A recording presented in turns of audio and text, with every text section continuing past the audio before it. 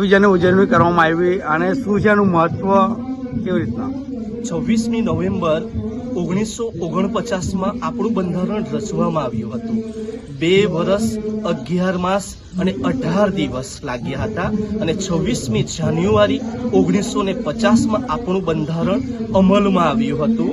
એમાં અધ્યક્ષ સ્થાને ડોક્ટર ભીમરાવ આંબેડકર અને પ્રમુખ તરીકે ડોક્ટર રાજેન્દ્ર પ્રસાદ, આપણા ભારતના પ્રથમ શિક્ષણ મંત્રી ડોક્ટર મૌલાના અબુલ કલામ આઝાદ, સરોજિની નાયડુ, વિજયા લક્ષ્મી પંડિત, સરદાર વલ્લભભાઈ પટેલ, જયપાલસિંહ મુંડા એવા 389 જેટલા સભ્યોએ મહત્વની ભૂમિકા ભજવી હતી અને 267 જેટલે હસ્તાક્ષર કર્યા હતા.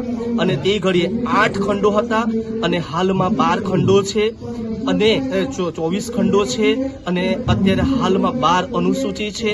તે ઘડીએ 395 કલમો હતી. અત્યારે હાલમાં 464 કરતાં વધુ કલમો છે. 520 પાનાનું આપણું બંધારણ 64 લાખના ખર્ચે તૈયાર થયેલું હતું. અને પ્રજાસત્તાક એટલે કે પ્રજાનું લોકો દ્વારા, લોકો માટે, લોકો દ્વારા કરવામાં આવતું. એટલે આ રીતે આપણો આ પ્રજાસત્તાક દિનની આજે શાળામાં ગૌરવ રીતે ઉજવણી કરવામાં આવી છે. એનજીઓના તમામ પ્રમુખશ્રીઓ, ટ્રસ્ટીશ્રી દ્વારા એની અમે ગર્વની લાગણી અનુભવીએ છીએ. जी, आपका नाम? सालेहा पठान। क्या कारण रखा गया और कहाँ पे रखा गया? ये सैयद सूरत का सैयदवाड़ा बड़ाई मंदिर के पास सरकारी स्कूल में प्रोग्राम रखा गया है। 110 नंबर क्रमांक स्कूल शाला है और यहाँ हम सभी ट्रस्टी मौजूद हैं। मैं सालेहा पठान प्रमुख श्री सालेहा खातून, हसीना खान, नफीसा शेख, हेमा बेन राठौड़, हजरा पठान, जायदा बेन। क्या कार्यक्रम रखा गया है? कार्यक्रम 76 का स्कूल का प्रजासत्ताक दिन की उजवणी करने में आई है